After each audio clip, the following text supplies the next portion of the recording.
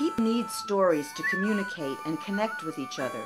Stories help us make sense of the world, face our fears, appreciate our differences, and recognize our common humanity. The Connecticut Storytelling Center exists to keep the oral tradition alive for people of all ages. Our schools program serves Story's youngest audiences, helping children to join as listeners and participants in the oral tradition.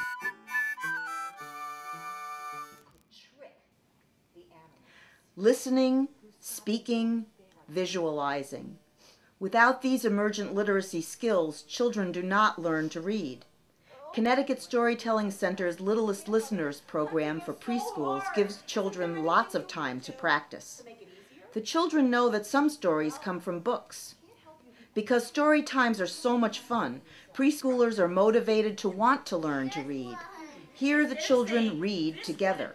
They learn how to hold a book, read from left to right, and notice details. Like, is he at the bottom of the page? No, he's at the top. At the top of the page. Very good words. I like that. Okay, that's how I want you to tell me where the crocodile is, all right? Buster, come on out. Buster. Oh. Hearing rhyming words helps children build their background knowledge about the rhythm, rhyme, and sound of language, which later will help them to recognize language in print and to write it themselves.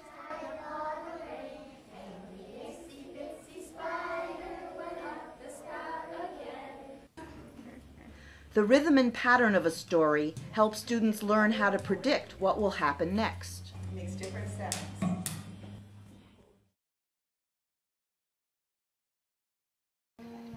Once upon a time, long, long, long ago, Gluskabi was hungry.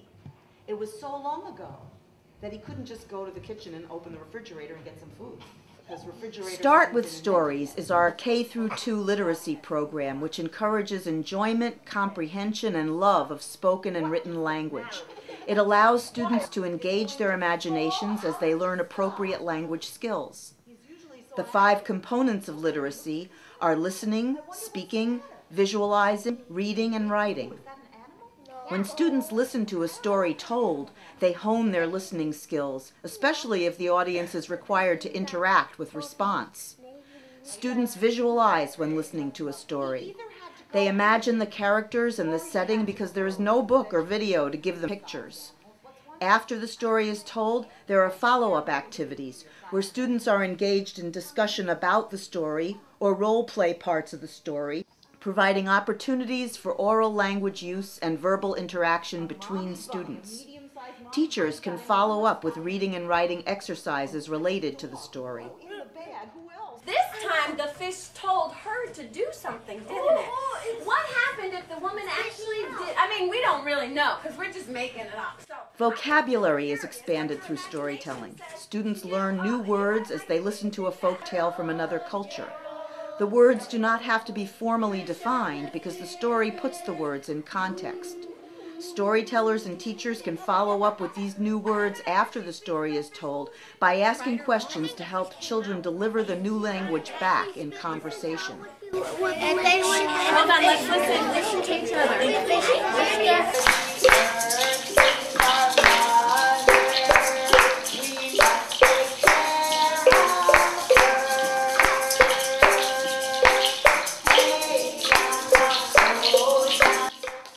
As students listen and repeat while experiencing participatory tales, they are raising their phonemic awareness. A chant or repetitive phrase may appear in a story often, and children are encouraged to copy the sounds and reproduce them using different character voices. In retelling stories verbally and through visual artwork, students learn sequencing and patterning. A wonderful piece of writing that is. Forces you to find the words that you need. If you're just thinking about it, well, maybe you remember it, maybe you don't.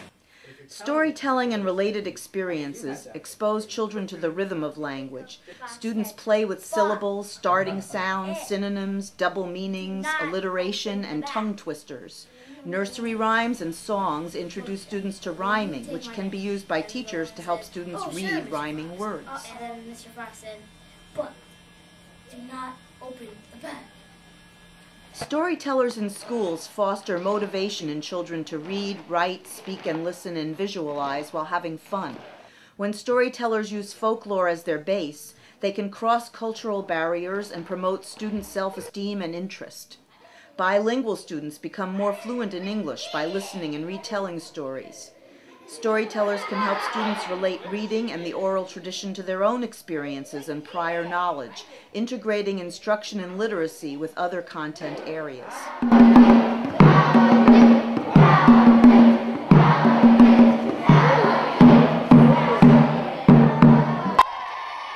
In this age of television and videos, people are most exposed to passive entertainment and are removed from the oral tradition. Children of poverty come to school with 60% less vocabulary words at their disposal than their middle-class or upper-class peers. This discrepancy is fundamental in their inability to develop as quickly as their peers. They need to be immersed in a literacy-based environment to begin to overcome the language disparity. I didn't do it. You did. I didn't do it. She did. I didn't do it. She did. He did. Interactive literacy experiences such as storytelling are the cornerstone for increased language awareness and understanding. The more children from this population can experience language in the oral form, the more they will be able to read and write. Dr. Jane Ganji, author of Encountering Children's Literature, says, "Storytelling contributes to the development of an interior landscape, a place of one's own within oneself, while simultaneously creating a sense of community."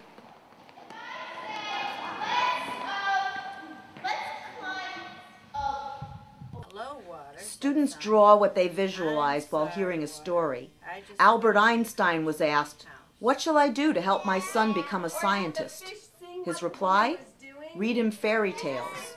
Yes, and then what? Read them to him again. It is imagination that is most needed. Students retell a story, recalling the sequence of events and the repetitive refrains of the story.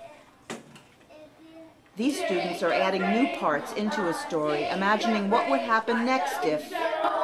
Gerald, Gerald, fish of the spirit.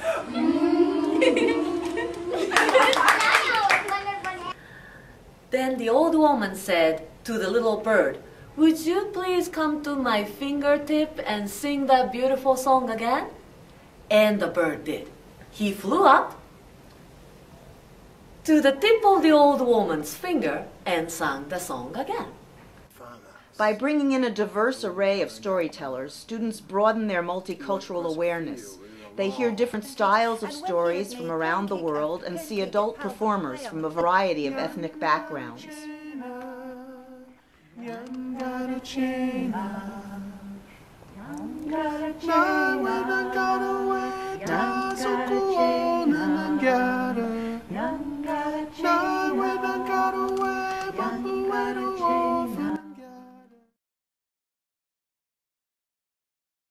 A professional storyteller works closely with students for at least 8 sessions, guiding them in choosing, rehearsing, and finally performing a story. I like eat squishing stuff. It's funny, and I'm really prepared for disguise. Shh! You don't want to tell yourself.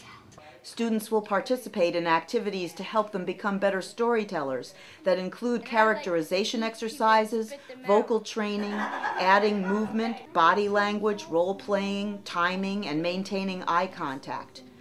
Students will be exposed to stories from many cultures and to a variety of styles of storytelling. At Lawrence School in Middletown, there is a tradition that 12 fifth-grade students will become storytellers each year. They choose and work on a story for 8 weeks and then perform for their peers. Each year, a few students from a Connecticut school perform at the annual Connecticut Storytelling Festival at Connecticut College in New London.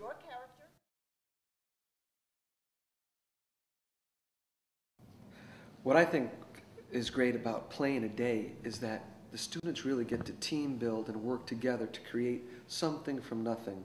They start out the day with absolutely nothing, and at the end of the day, they have a play. They have to work together, and we start the day off with warm-up exercises where everybody has to work together for the game to succeed.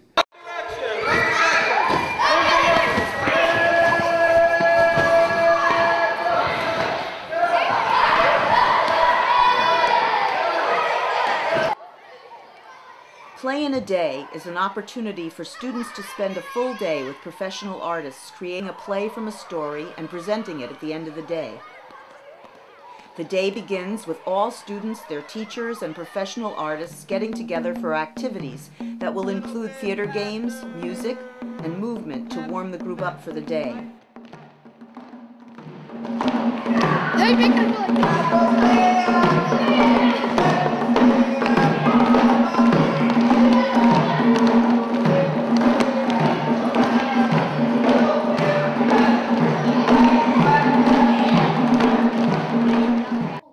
This large group is then split up into their classrooms. The lead artist for each group tells a story. The group then creates their own version of the story, incorporating everyone in the group in some way. Some students will be the actors, taking character roles and portraying events and things in the story, like storms and trees. Others will write and perform the musical portions of the story, including songs and instrumental background pieces and sound effects, while others will work on movement pieces. The morning is spent creating the story and beginning to put the parts together. Later, each group rehearses their play. At the end of the day, 2 or 3 classes are invited to see the play. You are the group of people. She went back to the village, and when she got there, she told her friends that she would give it to the one who had helped her. They all began to argue. Each one thought that he or she had helped the most. Play in a Day is designed to build a sense of community. All of the participants will cooperate to make the event happen. For me, the best part about Play in a Day is the excitement that just radiates out. It affects not only the children that are involved in the day-long process, but also the children who actually get to see the performance. And then you know that all of those children are going home and telling these stories to their little brothers and sisters, to their parents, to whoever will listen to them. And it's just amazing how it just radiates out into the community. The Connecticut Storytelling Center's schools programs integrate language arts, multicultural awareness, conflict resolution, and other requested parts of school curricula through the ancient art of storytelling. The rich experiences that students and teachers have are remembered and built on for years to come.